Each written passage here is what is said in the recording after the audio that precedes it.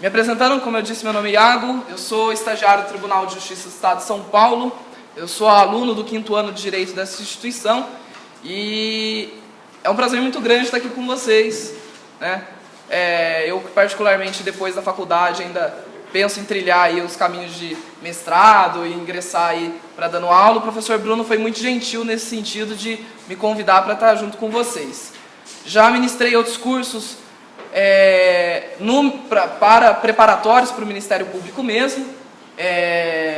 Quando eu fazia parte da gestão do centro acadêmico, alguns anos atrás, o centro acadêmico oferecia esses cursos preparatórios e a gente subdividia entre nós. Então hoje eu vou estar aí retomando um pouco com vocês os princípios e as funções constitucionais do Ministério Público, que é a matéria de edital de vocês. Só peço a gentileza da gente, para manter a gravação que está aí, vai ser mostrada na internet. Alguns de vocês já puderam acompanhar as gravações que a coordenação já está disponibilizando. Muitas pessoas já estão assistindo que não são da instituição. Então, para a gente movimentar assim, só de acordo nas pausas que a gente for predeterminando, para não atrapalhar, como eu falei, a gravação. Eu espero poder atender o que vocês almejam, né? Espero que todos possam ser estagiários do MP, porque se está aqui ou está a fim de uma revisão ou está a fim mesmo de ser estagiário do Ministério Público, que é uma função muito nobre. Tenho muitos colegas que foram estagiários, tenho amigo que já passou no concurso para promotor e é promotor hoje, é amigo pessoal, e eu sei que é uma função muito nobre. Então a gente começa o curso. Eu preparei em 3 módulos pequenos para durar até as 5 da tarde, não, até as 7 da noite, até que horas que a gente tem? Estou brincando, até as 5 da tarde. Em 3 módulos pequenos. O primeiro é explanação. Quem tiver dúvida pode levantar a mão, não tem problema, eu interrompo e respondo. O segundo módulo é o módulo de revisão, então a gente vai retomar tudo aquilo que foi visto ao longo da tarde. E o terceiro, de perguntas selecionadas a partir dos outros concursos. Como esse é o 20º, então a gente tem 19 provas anteriores para tirar de exemplo, né?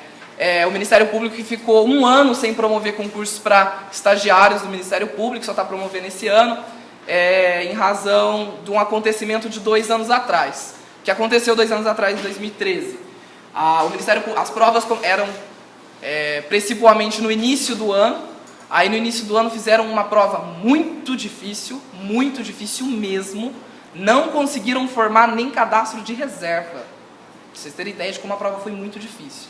Resultado, os promotores começaram a pedir estagiário, estão pedindo estagiário. Chamou todo mundo da lista e acabou. Não tinha mais o que fazer. E o Ministério Público precisando de estagiário. Porque, galera, se tem uma coisa que movimenta a máquina pública hoje em dia, seja no Ministério Público, no Judiciário, nas prefeituras e até nos escritórios de advocacia, são os estagiários, tá? Isso é uma verdade constatável. Se não me engano, um desembargador falou isso na televisão, como o Judiciário e as demais máquinas públicas dependem de nós. Resultado, fizeram um concurso muito difícil no começo de 2013 e no início de no começo de 2013, no final de 2013 estavam precisando fazer de novo.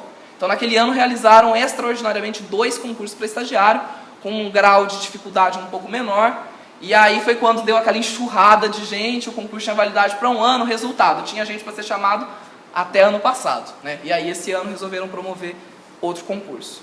Bom, mas vamos adentrar um pouco. Vocês já viram as aulas com o professor Marcos de Wagner e com outro professor que é o Hernani, professor Hernani. Então vocês já retomaram um pouco de penal e um pouco de civil, certo? Hoje a gente vai retomar, como eu disse, os princípios constitucionais e as funções constitucionais do Ministério Público, né? A gente precisa entender primeiro que raio que é essa instituição. O que é o Ministério Público, né? Então a gente tem uma definição do Cândido Dinamarco, que vai dizer para a gente que o Ministério Público é uma instituição independente, essencial ao funcionamento da justiça, destinada à preservação dos valores fundamentais do Estado.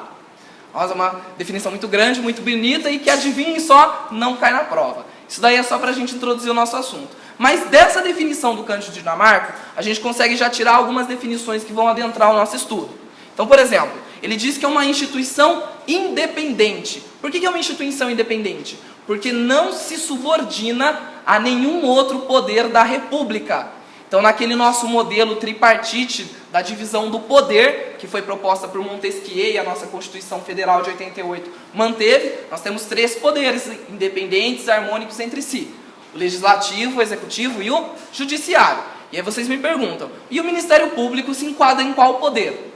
Aí eu respondo, é algo independente, é uma instituição independente. Ela não se subordina, faz parte do Estado, mas não se subordina a nenhum destes poderes. Até por um princípio óbvio, se o Ministério Público é o fiscal, como a gente disse, é essencial para o funcionamento da justiça e para a preservação dos valores fundamentais do Estado, é fundamental que ele seja independente para a sua atuação, denunciando as coisas ruins e incentivando as coisas boas, né? A gente vai ver que há modelos que o Ministério Público também pode incentivar, que a gente vai ver aí pelo nosso estudo. O Ministério Público é uma instituição prevista nos artigos 127 e seguintes da Constituição Federal, que é no capítulo 4 da nossa Constituição, chamado das funções essenciais da Justiça. Ou seja, no Brasil hoje, não pensamos em administrar a justiça de maneira eficiente sem a intervenção e a atuação do Ministério Público, que é essa instituição que vocês querem agora ingressar na condição de estagiários. O artigo 127 da Constituição vai trazer algumas incumbências do Ministério Público, ou seja, vai dizer, o Ministério Público, se é uma instituição independente, que zela pela harmonia do Estado, pelo funcionamento regular do Estado, mas e aí, o que você vai fazer exatamente? Isso eu gostaria que vocês anotassem, porque são coisas que realmente caem, cobram direto, certo? Então, eu vou ler o artigo 127 e depois a gente faz as nossas pontuações. O artigo 127 diz: o Ministério Público é a instituição permanente, essencial à função jurisdicional do Estado, incumbindo-lhe a defesa da ordem jurídica, do regime democrático e dos interesses sociais e individuais indisponíveis. Essa é uma leitura, e se vocês já quiserem tomando nota, a gente já vai fazendo mais pausadamente. Então vamos lá. O que incumbe ao Ministério Público? A defesa da ordem jurídica.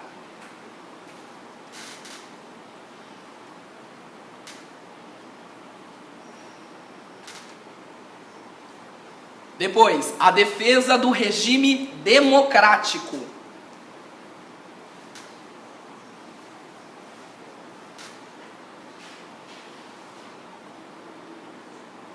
Depois, a defesa dos interesses sociais.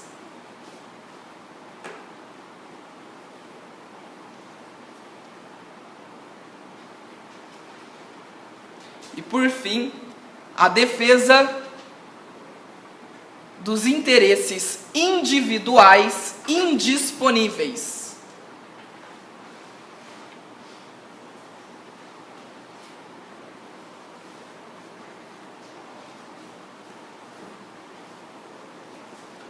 Muito bem. O que a gente fala quando a gente entende que o Ministério Público é incumbido da defesa da ordem jurídica? O Ministério Público, ele é incumbido de defender apenas a lei, ou as leis, de um modo geral, ou apenas a Constituição, ou apenas a Constituição e as leis. Quando a gente fala ordem jurídica, ordenamento jurídico, que é um sinônimo também que vocês podem encontrar, significa todo o conjunto de atos que emanam do Estado, ou seja, de atos imperativos que determinam, mandam fazer ou não fazer, deixar de fazer. O Ministério Público é incumbido por preservar a ordem jurídica, ou seja, tanto as leis quanto a Constituição Federal, quanto os decretos, atos normativos, inclusive, que regulamentem funcionamentos internos do poder público. O Ministério Público é incumbido de zelar por todo o funcionamento regular, inclusive, principalmente pela tutela da própria Constituição. Então, entrando um pouco lá na área de processo constitucional, quando o Ministério Público, através do Procurador-Geral da República, é incumbido também de promover ação direta de inconstitucionalidade ou ação declaratória de constitucionalidade, o Ministério Público ali também foi incumbido de proteger a própria Constituição, ou seja, tudo que viesse depois, infraconstitucionalmente, seja leis, seja decretos, ou até mesmo no mesmo nível hierárquico, como as emendas constitucionais, e que contrariem a Constituição Federal, O Procurador-Geral da República, representante do Ministério Público da União, é incumbido de denunciar isso perante o Poder Judiciário e falar, olha, este novo ato normativo, essa lei, essa emenda constitucional são inconstitucionais. Por favor, tirem a validade dela do ordenamento jurídico. Isso tudo faz parte da defesa da ordem jurídica, certo? Ou até mesmo o cumprimento das leis e assim por diante. Segundo, defesa do regime democrático. Defender as instituições democráticas que o Estado instituiu a partir da Constituição de 88. Zelar para que um poder não interfira na atividade do outro. Zelar para que não haja o desrespeito às instituições do Estado. Então, por exemplo, alguém pode sair por aí dando tiro na rua, enlouquecido, ou estou a fim de andar pelado na rua, hoje eu vou sair. Hoje eu estou a fim de... Não, o prefeito aqui sou eu. Por quê? Porque eu estou a fim de ser o prefeito hoje. Não, não pode. Este nosso regime democrático, este nosso Estado é estruturado pela nossa Constituição Federal e ao Ministério Público incumbe manter também a ordem do regime democrático, certo? Também incumbe a ele a defesa dos interesses sociais. O que são interesses sociais? Alguém sabe me dizer ou pode me dar algum exemplo? Educação, saúde, muito bem. Interesses sociais, eles estão mais especificamente listados lá no artigo 6º da Constituição, certo? No artigo 5º nós temos os direitos e as garantias individuais, no artigo 6º, 7º nós temos os direitos coletivos, sociais e assim por diante.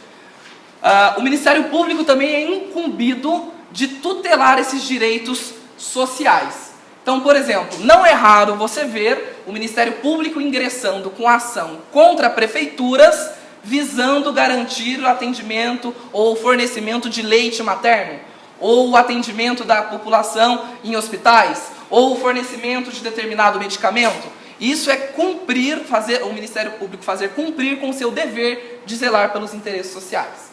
E por fim, os interesses individuais indisponíveis. Perceba que não são quaisquer interesses individuais. Hoje eu quero comprar aquela bolsa que eu vi, achei muito bacana. Hoje eu quero comprar aquele jogo muito legal. E o cara foi sacana comigo. Vou lá no promotor de justiça. Porque se tem uma coisa em cidade pequena, é que todo mundo vai falar com o promotor de justiça. Para tudo. Inclusive tem um professor aqui da casa, que é promotor de justiça, e ele disse que um dia tinha um cavalo abandonado na praça, no centro da cidade. Qual foi a solução da população? Tirar o cavalo de lá? Ligar para o centro de zoonoses? Não. Foram falar com o promotor de justiça. Enfim, o promotor de justiça não serve para zelar pelos interesses individuais quaisquer. São interesses individuais indisponíveis, assim considerados pelo nosso ordenamento jurídico. Como, por exemplo, o direito à nossa integridade física, os nossos direitos da personalidade. São direitos indisponíveis. Então, por exemplo, uma pessoa, um idoso, que viva em um asilo, e ele adquire um mal de Parkinson ou outro mal que impossibilite aquele idoso de gerir os próprios bens. Não há contato com a família, ninguém mais se manifestou, o idoso infelizmente está abandonado no asilo. E ele não pode gerir os próprios bens. Nossa, mas um idoso numa situação dessa tem bens? Claro, cai a aposentadoria dele na conta todo mês, o asilo tem que ir lá tirar para administrar o dinheiro para ele. E aí, como que fica nessa situação? O Ministério Público, nessa situação, se torna legitimado para ingressar com uma ação de interdição. Por quê? Para zelar pelos interesses da administração pessoal dos próprios bens. Para zelar pelo interesse indisponível dele, pelos direitos da personalidade dele, a capacidade civil. Certo? Esses foram alguns exemplos que a gente trouxe para vocês. O Ministério Público, então, além dessas incumbências, para trabalhar, para reger e executar as suas atividades, tem princípios institucionais, ou seja, alguns princípios ditados pela nossa Constituição que vão definir a forma do Ministério Público, a instituição, trabalhar na defesa desses direitos que a gente disse anteriormente. O artigo 127, parágrafo 1º da Constituição, quem estiver acompanhando, vai ditar quais são os princípios institucionais do Ministério Público. Vamos ler. São princípios institucionais do Ministério Público: a unidade, a indivisibilidade e a independência funcional. Deixa eu perguntar, quantos princípios nós temos aqui? 3 princípios. São só esses princípios? Não, tem mais um 4º princípio. O Ministério Público é regido por 4 princípios institucionais, sendo 3 expressos do parágrafo 1º e um implícito, que foi uma interpretação tanto da doutrina quanto da jurisprudência, e vocês encontram essa denominação muito aplicável aí nos livros ou até mesmo nos julgados dos tribunais. É o princípio do promotor natural. Então são 4 princípios. O primeiro, a unidade. O segundo, a indivisibilidade.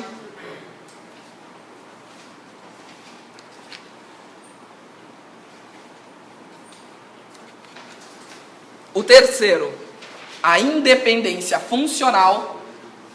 Até esses são ditos princípios explícitos, tá? Porque vocês encontram na Constituição de forma expressa.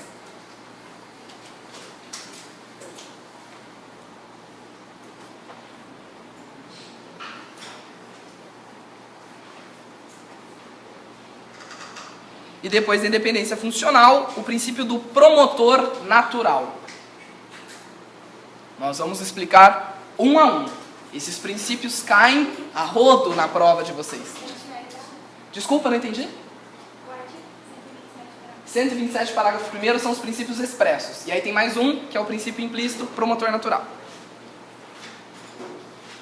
Tudo bem? Posso continuar? Se eu estiver indo rápido, por favor, me avisa. Beleza? Obrigado, viu, Dani? Você que vai ficar incumbido aí de me avisar também.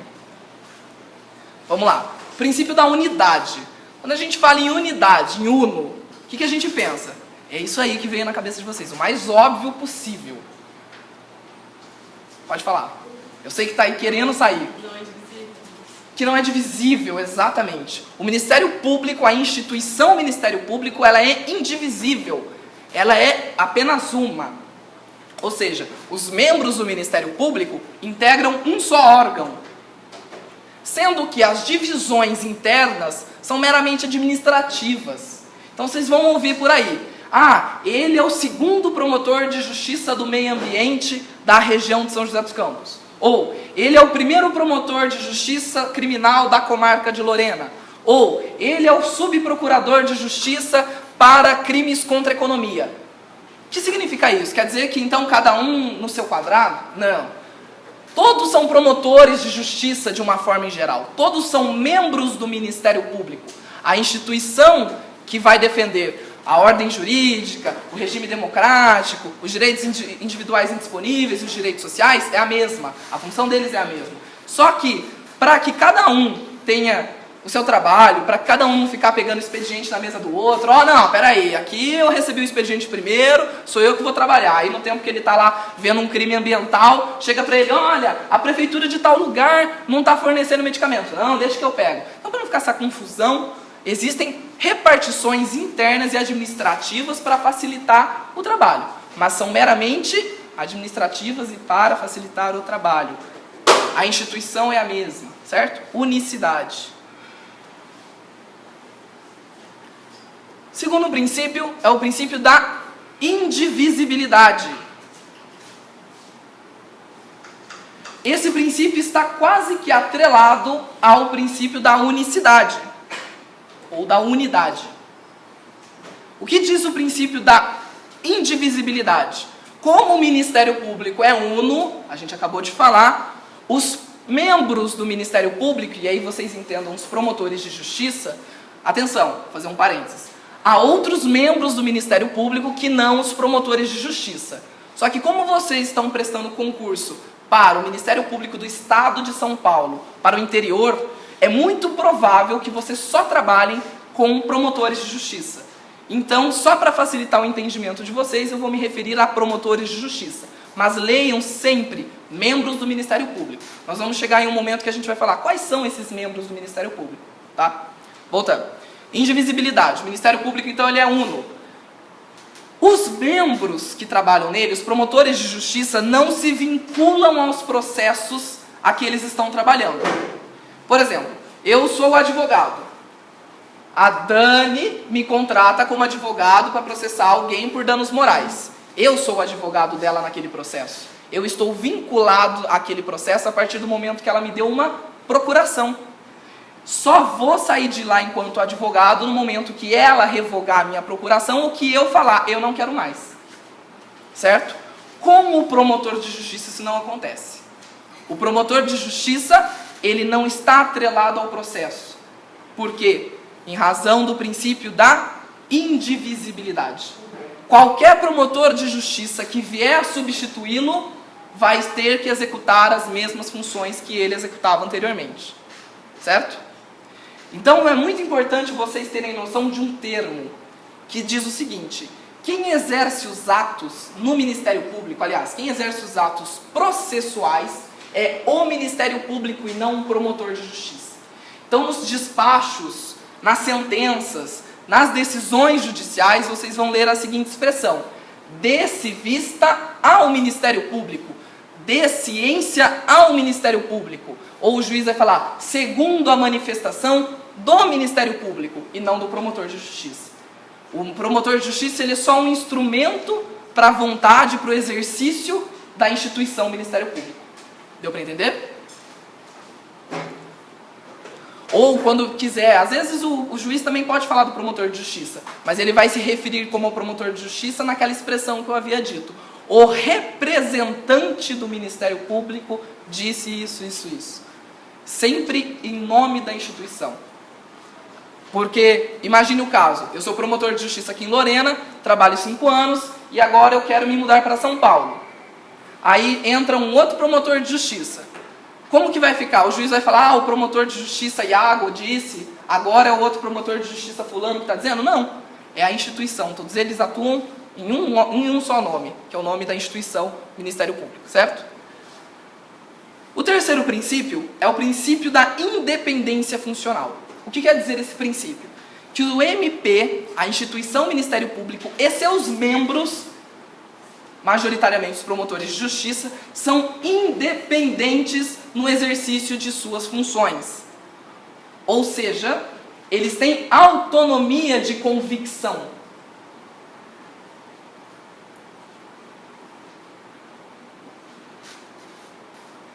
O que isso quer dizer, ter autonomia de convicção? Eu acredito, eu, promotor de justiça, acredito que aquele cara cometeu aquele crime.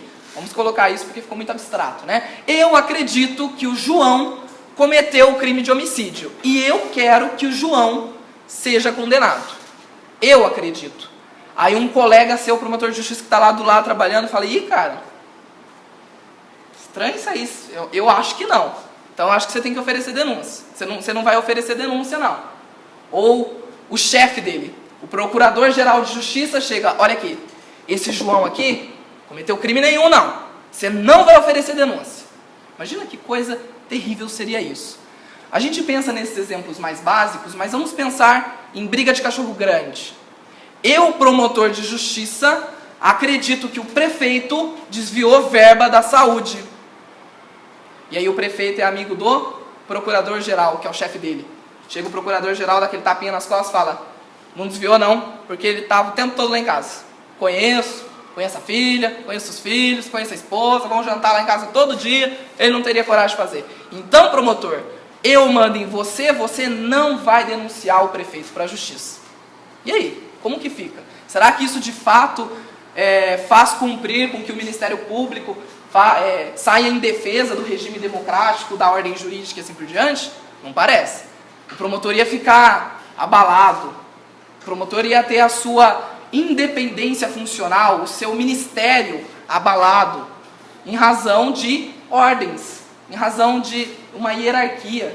Então, em razão disso, a Constituição Federal estabeleceu como princípio institucional o princípio da independência funcional. Ou seja, o que o promotor acredita, ele vai trabalhar até o fim, porque é ele que acredita. E ninguém vai poder dizer para ele o contrário. Aí pode surgir uma dúvida, inclusive uma pegadinha, que pode cair na prova. E que foi debatido, porque se já chegou no STF, no Supremo, é porque isso daí já foi debatido.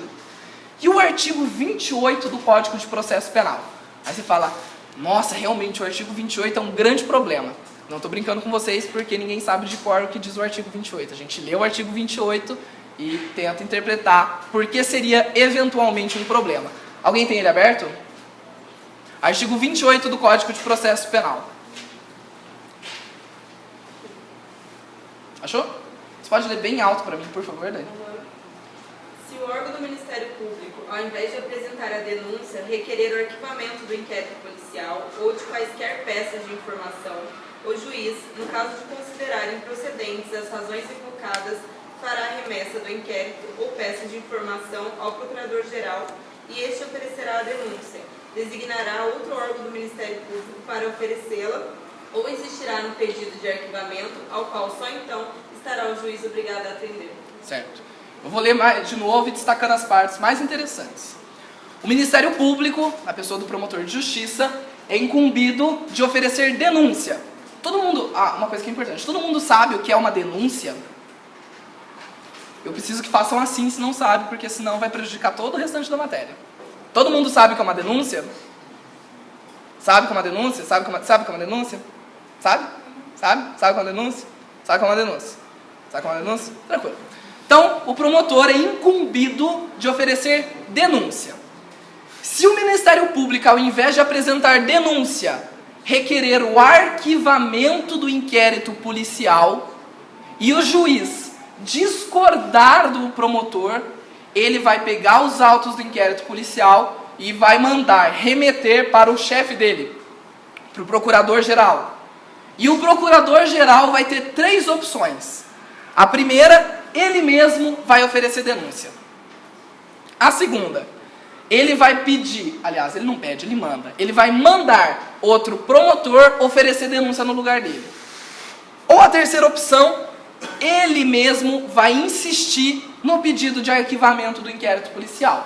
E aí, nesse caso, o juiz não tem mais o que fazer, ele obedece o procurador de justiça e manda arquivar o inquérito policial. Deixa eu perguntar, esse caso não é uma violação ao princípio da independência funcional?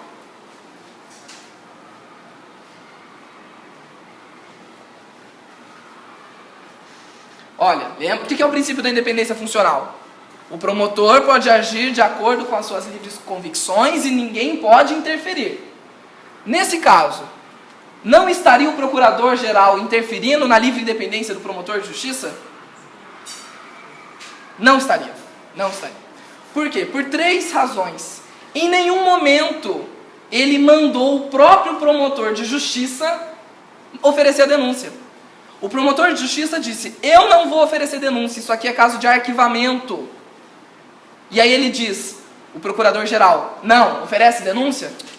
Ele mesmo oferece, se ele entender que é caso de oferecer. Ou ele vai designar outro promotor de justiça para oferecer a denúncia. Ou ainda, ele ainda pode concordar com o promotor e falar, você está certo, o juiz lá vacilou, cara. Vacilou, vou mandar arquivar, não, pode arquivar isso aí. Em nenhum desses 3 casos, o procurador interferiu na independência funcional dele. E o Supremo já se pronunciou a respeito, que não viola o princípio o fato da denúncia ter sido ofertada pelo promotor designado pelo Procurador-Geral de Justiça. Ou seja, se o Procurador-Geral de Justiça designar outra pessoa para oferecer a denúncia, isso não violou a liberdade do promotor originário acreditar que naquele caso deveria ter sido arquivado o processo. Deu para entender? Beleza? Sim, não, eu preciso da carinha balançando, ou concordando ou discordando. Beleza. Do princípio da independência funcional, a gente deriva um outro princípio, que é o 4º princípio, que não está expresso na Constituição, e que eu já disse para vocês. Qual é? Princípio do promotor natural. Alguém já ouviu falar no princípio do promotor natural? É semelhante ao do juiz natural? Isso, é semelhante ao do juiz natural. Você sabe me dizer como é seu nome? Daiane, você sabe me dizer o que é o princípio do juiz natural? É que o juiz ele tem que ser constituído antes do fato, não após o fato. Excelente. O princípio do juiz natural vai dizer exatamente isso que a Daiane disse. O juiz, para julgar determinada causa, ele deve ser juiz já, com poderes para julgar, antes do fato acontecer. Isso significa que não podem ser designados juízes de exceção, juízes para determinada causa. Ou seja, como é seu nome? O Rodrigo cometeu um crime. Ó, Rodrigo, como você cometeu um crime e eu não vou muito com a sua cara, eu vou pegar esse cara aqui mais chato e ele vai te julgar. Ô louco, mas por quê? Porque eu tô afim, porque eu tô designando ele agora para julgar você. Isso não pode acontecer. O juiz ele vai ter que ser previamente escolhido de uma forma independente, imparcial, e qualquer causa pode cair na mão dele, não só a do Rodrigo, a de qualquer um. O do promotor natural é semelhante. Não pode ser designado um promotor de exceção para atuar em determinada causa depois que a causa aconteceu. O promotor ele tem que ser sempre previamente selecionado. E ele deve ser independente. Ou seja, ele não vai estar atrelado àquela causa. Imagina pior, o Rodrigo, é Rodrigo, né? Rodrigo está sendo acusado de homicídio, ele matou fulano. O irmão dele vai julgar você. Vai ser um julgamento super imparcial, né? Ou eu posso fazer diferente, o irmão dele vai ser o seu promotor, ele que vai te acusar. O irmão da vítima. Ou do Rodrigo mesmo, né? Por que não? Porque também são casos que a imparcialidade está ferida aí gravemente. Isso fere o princípio do promotor natural. Como eu disse, isso evita tribunais de exceção. Nós temos poucos casos de tribunais de exceção na história. O mais famoso dele é o Tribunal de Nuremberg, que julgou os nazistas no fim da Segunda Guerra Mundial. Então teve todas as atrocidades, aconteceram todos aqueles crimes contra a humanidade que os nazistas praticaram. E deixa eu fazer uma pergunta assim, bem sincera. Era crime o que os nazistas faziam com os judeus? Não era, porque eles se permitiam fazer isso. Mas, os princípios gerais de direito, o óbvio, o Lulante, falava que aquilo lá não podia ser feito. Então, depois de toda a queda do regime nazista, foi instaurado o Tribunal de Nuremberg para julgar aqueles crimes cometidos durante a vigência do nazismo. Há uma coisa, um fato que choca muitas pessoas quando a gente diz. Isso eu discuti outro dia com a professora aqui da instituição. A gente diz, não houve crime de tortura durante a ditadura militar do Brasil. Não houve. Não houve. Aí a pessoa fala, o quê? Como assim não houve? Mas aquele monte de gente que sumiu, e aquele monte de gente que foi presa, e aqueles altos relatos, não houve. Não, peraí. O ato da tortura, ele existia. O que não existia era um crime de tortura. Isso não existia. Então não poderiam ser julgados por crimes que eles não cometeram. Não se pode criar crime depois do fato. E aquela pessoa... aliás, pode criar o crime depois do fato. Só que a pessoa que cometeu antes do crime nascer não pode ser julgado por ele. Isso é o princípio do promotor natural. O promotor não pode ser designado para aquela causa. O promotor ele vai ser sempre designado previamente. Certo? E aí vocês podem me perguntar, e o artigo 28 do Código de Processo Penal, que acabamos de ler? Isso não é uma violação do princípio do promotor natural? O fato do promotor de justiça, do procurador de justiça, que é o chefe, designar alguém só para oferecer denúncia. E uma coisa, esse promotor que foi designado não tem opção. Ele vai designar a denúncia. Ele vai oferecer a denúncia. Isso não fere o princípio do promotor natural?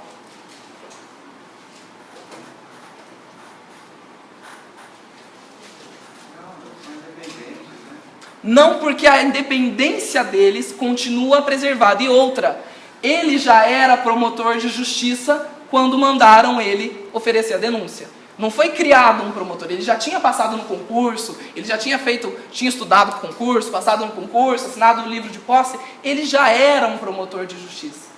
Deu para entender? Porque no teu exemplo ninguém tinha feito a denúncia ainda, né? Isso. Se alguém já tivesse feito, aí o PGJ, o Procurador-Geral da Justiça, ele não poderia designar alguém. Mas como não há, nesse caso, a denúncia, aí ele designou alguém para fazer, uma hierarquia civil. Na verdade, sim. Para que seja designado, necessariamente não pode haver denúncia. Porque não há duas denúncias do mesmo fato, certo? O que eu disse não é em relação à denúncia já existir ou não. É em relação ao promotor de justiça já ser promotor. Entendeu? Para o inquérito policial parar na mão dele e o procurador-geral virar e falar, olha, ofereça denúncia, porque eu entendo que tem que ser oferecida denúncia, ele já é promotor. Eles não vão vir aqui na faculdade de Direito e falar, ô rapaz, vem aqui. Você quer ser promotor? Quer? Então vem aqui comigo. Aqui tem um inquérito que mandaram arquivar, você oferece denúncia para mim por gentileza? Não, isso não pode ser feito. inventar um promotor como Exato. inventar um tribunal atual. Exatamente, não pode inventar. Então o promotor já deve ter passado previamente no concurso, certo? Então o promotor natural, como eu disse, ele é um princípio implícito, deriva desse princípio da independência funcional, mas ele também deriva do princípio aliás, não é de um princípio, é de uma garantia que nós vamos estudar, que é a garantia da inamovabilidade. Não precisa anotar agora porque a gente já vai falar dele mais pra frente. O que é essa garantia da inamovibilidade? O promotor de justiça que escolheu ir para determinada comarca, determinada cidade, não pode ser removido de lá, a não ser que ele mesmo queira. Pela mesma razão. Imagina um promotor que começa a perseguir os políticos corruptos de determinada cidade. Ele está lá fazendo a limpa na moral administrativa da cidade. Só que os políticos de lá são amiguinhos do Procurador-Geral de Justiça, que é o chefe dele. E aí o chefe dele vira e fala que, olha, eu acho que você está dando aqui um pouquinho de trabalho, vamos fazer o seguinte, ele é aqui promotor em Lorena, vamos fazer o seguinte, você vai lá para Ourinhos, que lá eu acho que você vai ser melhor, beleza? Você sabe onde é Ourinhos? É longe, é bem longe. Vai lá para Rosana, aliás, Rosana é a comarca mais distante do estado de São Paulo, da capital. São 800 quilômetros dentro do estado de São Paulo. Então você é aqui promotor aqui em Canas, não, aliás, aqui em Bananal, vou mandar você lá para Rosana, beleza? Eu acho que você vai ser melhor lá. Você acha que ele está realmente preocupado que ele vai ser melhor lá ou que ele quer livrar o promotor lá da cidade? Ele quer livrar o promotor lá da cidade, né? Isso que a gente está falando no Ministério Público Estadual. Mas imagina no Ministério Público Federal, que é a abrangência do Brasil todo. Então o promotor de justiça, o procurador da República, que atua lá na capital, lá em São Paulo mesmo, fazendo um trabalho belezinha, denunciando, lá em Curitiba, denunciando essa galera da Lava Jato, aí chega o procurador-geral da República e fala, olha, tem uma cidade lá no Chuí, lá no Iapoque, que está precisando de você, cara, bora pra lá. Ia ser um pouquinho complicado. Então essa garantia da inamovibilidade garante aos membros do Ministério Público que eles não sejam removidos, a não ser pela própria vontade. Há uma exceção que nós vamos ver para frente. Beleza? Podemos tocar então. Alguém tem alguma dúvida? Até então não? Quais são os 4 princípios institucionais do Ministério Público? Vamos lá, vamos lembrar. O primeiro é o princípio da unidade. O segundo é o princípio da indivisibilidade. O terceiro? Independência funcional. E o quarto? Beleza. Isso tem que estar tatuado no cerebelo de vocês para a prova. Beleza? Cai com muita tranquilidade nessa prova. A gente vai falar um pouco agora da organização do Ministério Público. Vocês acabaram de perceber que nos meus exemplos eu falei de 2 figuras. Primeiro a gente havia falado do promotor de justiça, depois a gente havia falado do Procurador-Geral de Justiça, depois do Procurador da República, depois do Procurador-Geral da República. Pô, eu já falei 4 nomes e todos eles são do Ministério Público? Todos eles são da mesma instituição? São. Todos eles são da mesma instituição, Ministério Público. No Brasil, nós temos 2 divisões fundamentais do Ministério Público. O Ministério Público da União e o Ministério Público dos Estados. Podem anotar.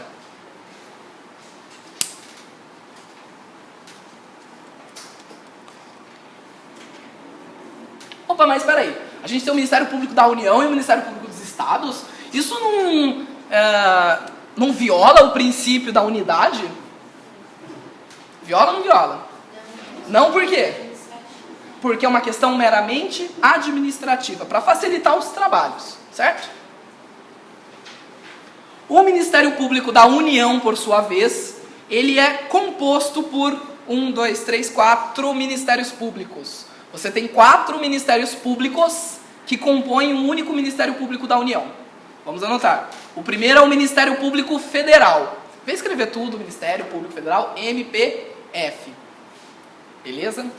MPF. Tem um MPF aqui na região? Tem, lá em Guaratinguetá. E depois de Guaratinguetá, tem aonde? Taubaté, depois São José. Vocês vão perceber que o Ministério Público Federal tem umas abrangências maiores do que o Ministério Público Estadual, certo? Então, depois do Ministério Público Federal, você tem o Ministério Público do Trabalho, que é o MPT, que não tem nada a ver com partido político.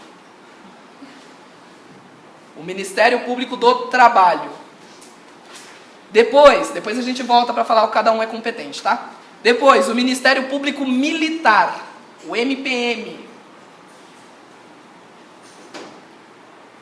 E por último a gente tem o MPDFT. Olha que sigla da hora. MPDFT é o Ministério Público do Distrito Federal e Territórios.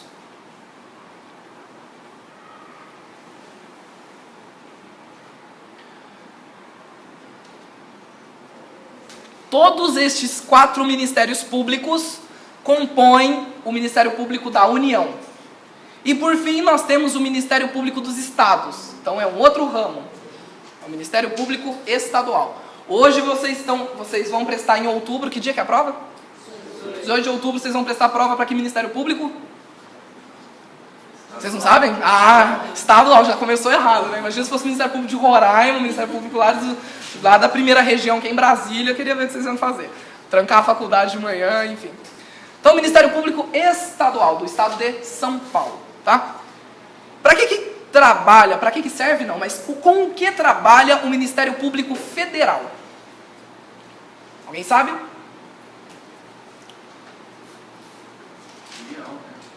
Exato, com as causas relacionadas com a União. Quais são essas causas relacionadas com a União? Estão listadas no artigo 109 da Constituição Federal. Artigo 109 da Constituição Federal, salvo engano, inciso 1, vai trazer as competências da Justiça Federal. Não é nem do Ministério Público Federal, é da Justiça Federal. E o Ministério Público Federal está atrelado ao seu trabalho à Justiça Federal. Certo? São causas igual... Foi o Sônia que disse? Relacionadas à União, foi o Rodrigo? Foi o Sônia. Igual o Sônia disse. São causas relacionadas à União. Então, por exemplo, muita causa disso. Eu tenho 16 anos, estou no 2º ano do ensino médio, passei no Enem com uma nota de 900 em todas as matérias e passei em primeiro lugar na Federal de Minas Gerais. Quem que eu vou processar? Aí me impediram de fazer matrícula. O que eles alegaram? Que eu não tenho idade, que eu não concluí o ensino médio.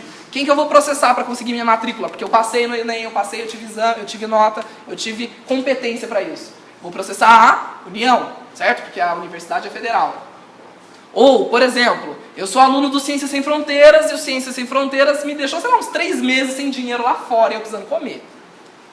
Porque acontece, tá? Atrasa. E aí, você acha que eu tive um daninho moral? Aí fiquei 3 meses ameaçado de fome, vivendo da ajuda dos professores e dos meus colegas. Você acha que dá um dano moral isso? Dá, né? Dá um dano moral. Vou processar quem?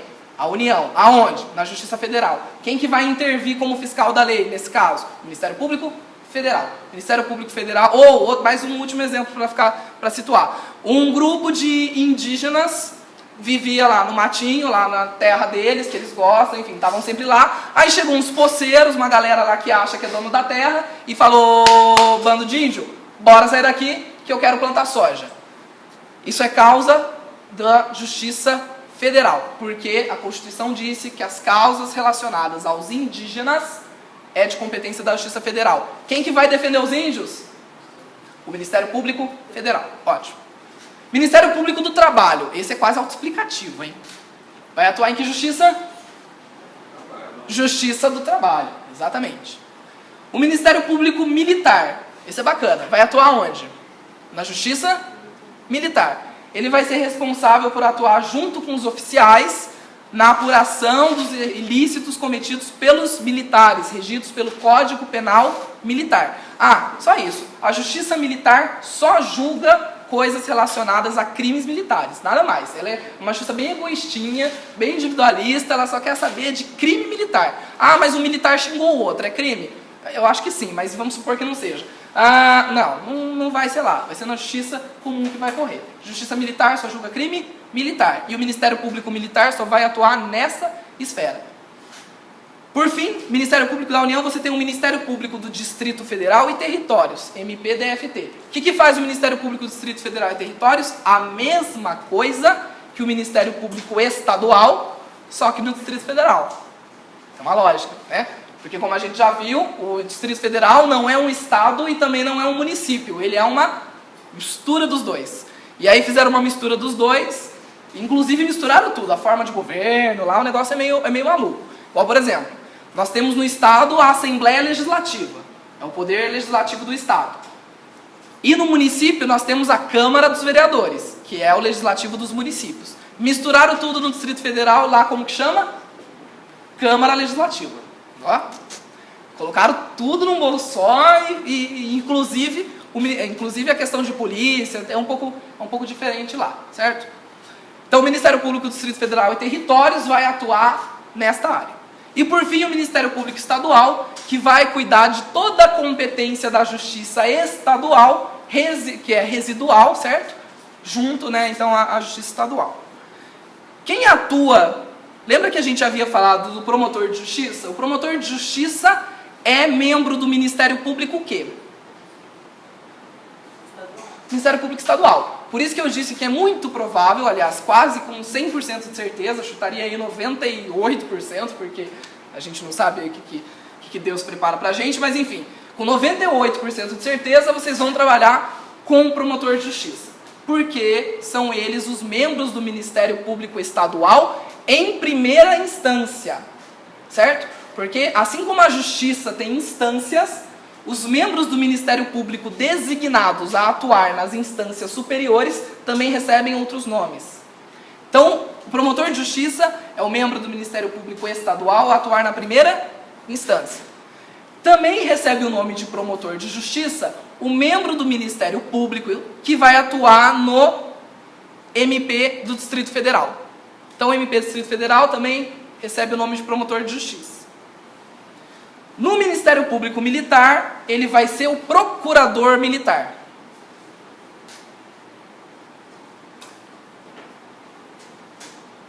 No Ministério Público do Trabalho, ele vai ser o procurador do trabalho. Inclusive, tem uma piadinha que eu não podia deixar de contar para vocês, que dizem que o cargo de procurador do trabalho é muito bom, porque tem pouco trabalho e ganha muito bem, tipo, muito bem mesmo. Então, é carinhosamente apelidado de procurador de trabalho, porque não tem o que fazer e ganha muito bem, tá? Então, procurador do trabalho. E por fim, o Ministério Público Federal, quem é um membro do MPF é o Procurador da República.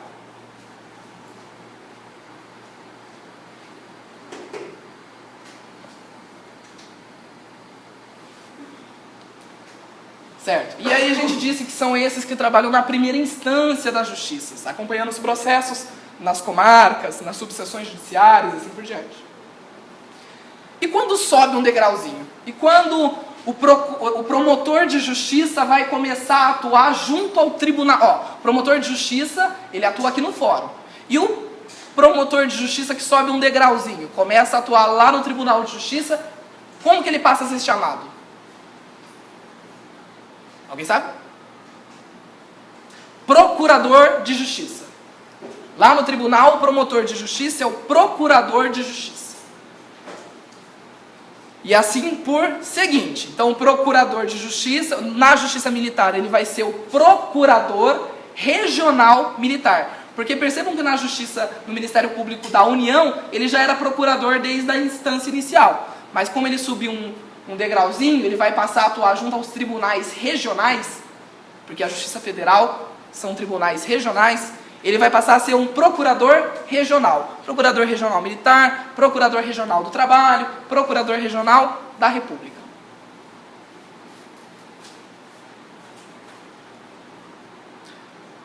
Vamos pensar na organização da Justiça Estadual. A Justiça Estadual começa nos fóruns, que são as comarcas, as primeiras instâncias, onde trabalham os juízes de direito, e sobem à segunda instância, onde trabalham os desembargadores. E acima da Justiça Estadual? Tem o quê? Pensa na Justiça Estadual. Tem o Superior Tribunal de Justiça. E em cima do Superior Tribunal de Justiça tem o Supremo Tribunal Federal. Gente, pelo amor de Deus, se tem uma coisa que dói o coração de quem está saindo da faculdade, é ver estudante de direito falando Supremo Tribunal de Justiça. Putz, isso dói muito. Ou Superior Tribunal Federal. Não troca, é sério, é feio, muito feio. Vamos lá. Supremo Tribunal, STJ, Tribunal de Justiça, Juiz de Direito.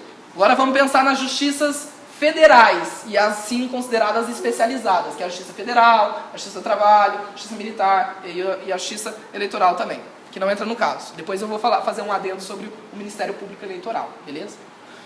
Então, você tem os juízes do trabalho, os juízes federais, os juízes e assim por diante. Aí você sobe o degrauzinho. Você tem os tribunais regionais eleitorais, tribunais regionais federais, tribunais regionais do trabalho, certo? E os tribunais regionais militares. E aí sobe o último degrauzinho, você está nas instâncias superiores dessa galera. É gente muito importante. Que são o superior, que aí você tem o Superior Tribunal de Justiça, que ele é um tribunal superior comum, tanto para a Justiça Estadual quanto para a Justiça Federal, certo? O STJ é comum para essas duas instâncias. Depois você tem o TST, que é o Tribunal Superior do Trabalho, que é para a Justiça do Trabalho. Você tem o STM, que é o Superior Tribunal Militar, que é para a Justiça Militar, e você tem o TSE, que é o Tribunal Superior Eleitoral, para a Justiça Eleitoral. Quem atua nos tribunais superiores pelo Ministério Público? Tem um outro nomezinho também. No Ministério Público Estadual não tem. Porque como que ele vai atuar numa instância superior que tem abrangência nacional, se ele é só do Ministério Público Estadual? Não tem. Então a gente já descarta aí. A maior carreira do do promotor de justiça é ser procurador de justiça, que ele vai chegar e atuar junto aos tribunais de justiça. Os membros do Ministério Público da União se tornam subprocuradores gerais. Então você tem o subprocurador-geral da República, você tem o subprocurador-geral militar, o subprocurador-geral do trabalho e assim por diante, que vão atuar nos tribunais superiores. E junto ao STF, quem atua? É uma figura importante que todo mundo conhece, está aí na mídia faz um tempinho já. É o PGR, que é o Procurador-Geral da República. Ele é o chefe do Ministério Público da União. Presta atenção. O PGR é chefe do Ministério Público da União. E o Ministério Público dos Estados tem que chefe? O PGJ, que é o Procurador-Geral de Justiça. Beleza? Terminado um pouco essa estrutura e organização do Ministério Público, alguém tem alguma dúvida? Pode repetir esse nomezinho? Subprocurador Os subprocuradores gerais vão atuar nos tribunais superiores. E o Procurador-Geral da República atua no STF. Como regra, tá, gente? Vocês vão achar lá um monte de petição assinada no STF por subprocurador-geral. Porque você imagina um PGR para todas as ações que tem no Brasil. O cara não vai dar conta, né? Então ele chama uma galera lá para auxiliar ele, mas a regra é essa.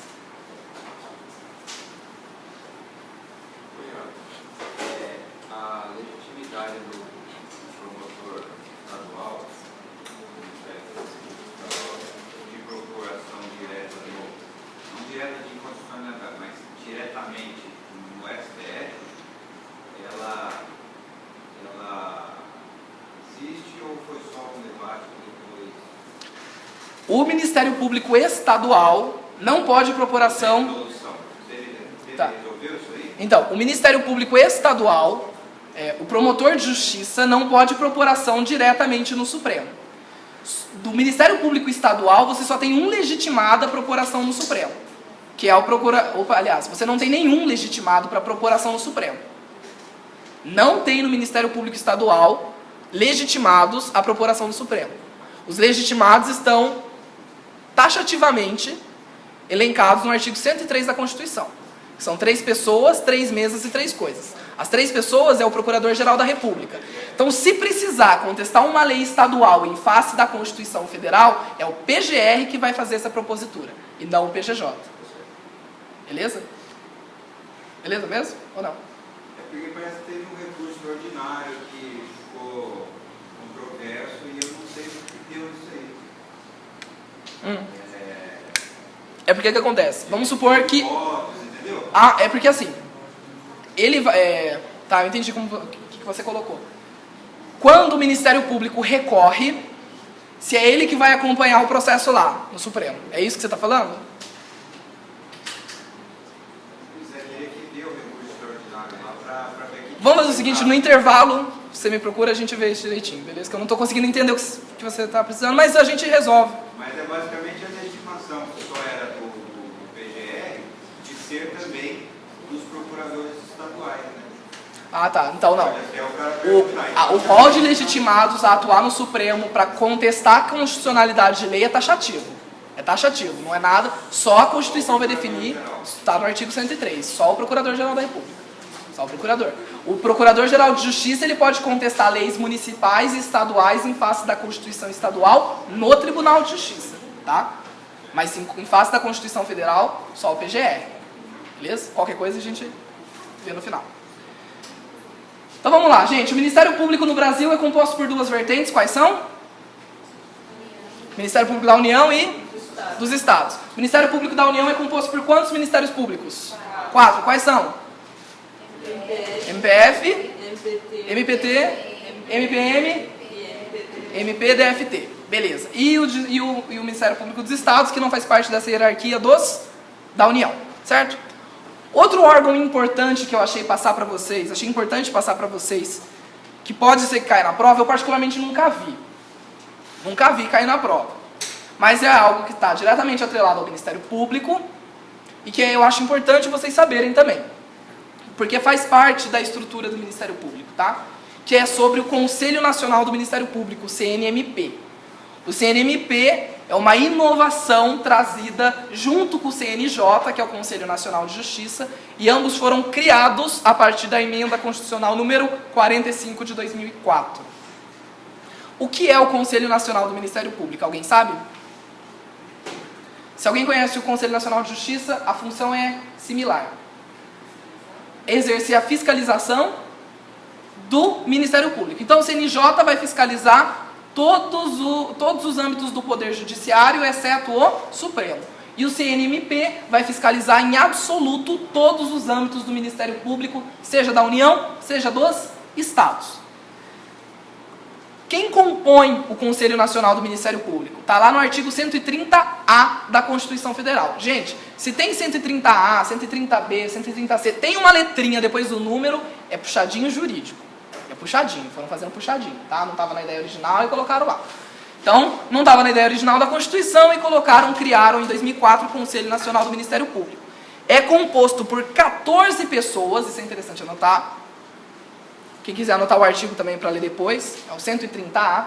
14 pessoas que são indicadas pelo presidente da República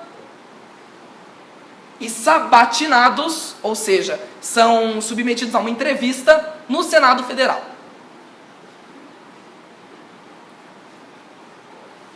O mandato dos conselheiros é de 2 anos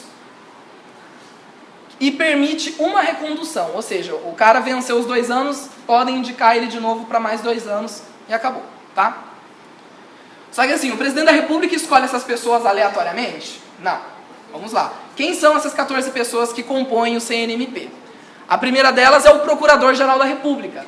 Ele preside o Conselho Nacional do Ministério Público. O Procurador-Geral da República. Depois, tem que ser escolhidos 4 membros do Ministério Público da União, assegurada a representação de cada uma de suas carreiras. Olha que engraçado. São 4 membros do Ministério Público da União que vão compor o Conselho Nacional do Ministério Público. Quantos órgãos do Ministério Público a gente tem no MPU? Exatamente 4. Então tem que obedecer um de cada um. Então, um do Ministério Público Federal, um do Ministério Público do Trabalho, um do Ministério Público Militar, um do Ministério Público do Distrito Federal. Isso, ó. Tá esquecendo já, tadinho do DF. Depois desses 4 membros do Ministério Público da União, 3 membros dos Ministérios Públicos dos Estados. Ou seja, você tem sem o Distrito Federal, 26 unidades federativas. 27 com o DF. Você tem 26 unidades federativas que entre eles vai rodar para que tenham 3 membros dos Ministérios Públicos Estaduais no CNMP. Depois, 3 membros do Ministério Público Estadual, 2 juízes, ou seja, os juízes também vão compor, a magistratura também vai ter uma representação no Conselho Nacional do Ministério Público.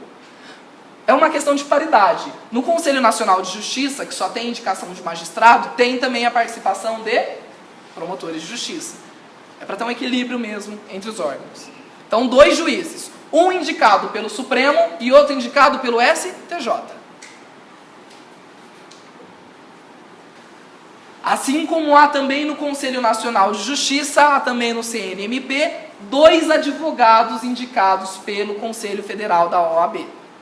Ou seja, a CFOAB, o Conselho Federal da OAB, vai indicar 2 advogados para integrar também vão indicar para o presidente da República faz a indicação, vai para o Senado. Vocês já assistiram sabatina, só assim, efeito de curiosidade, já assistiram sabatina no Senado Federal? É interessante, aqueles canais que ficam lá no começo da net, assim, que ninguém presta muita atenção, TV Câmara, TV Senado, lá que passa essas coisas. E tem uns que são muito interessantes. Tem uns, assim, tem umas sabatinas, assim, que pegam fogo mesmo, né? A sabatina mais longa da história foi agora do último ministro do STF, que foi o Edson Luiz Fachin, né? Que tava aquela controvérsia de indicar ele ou não, tal. A sabatina dele durou, sei lá, assim, umas 8 horas, um negócio assim que foi absurdo. Você imagina ficar 8 horas sentado numa mesa respondendo pergunta das pessoas.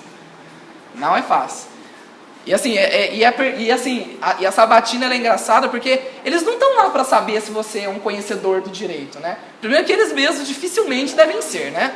E segundo que eles estão lá para saber se as vocações políticas, as aspirações políticas dos caras que estão lá, você vai estar levando isso lá para o órgão também, seja para o CNMP, seja para o STJ, para o Supremo e assim por diante. Beleza, vamos voltar. Então vamos lá. Procurador-geral, 4 membros do Ministério Público da União, 3 do Ministério Público dos Estados, 2 juízes, 2 advogados e 2 cidadãos. Pessoas comuns. Mais ou menos, né? São pessoas de notável saber jurídico e reputação ilibada, que serão indicados, um pela Câmara dos Deputados e outro pelo Senado Federal. Até porque dentro do nosso Congresso Nacional só tem gente de reputação ilibada, né? E notável saber jurídico. Beleza, essa é a composição do CNMP. Pode ser que eles façam uma pergunta? Iago, você acha provável?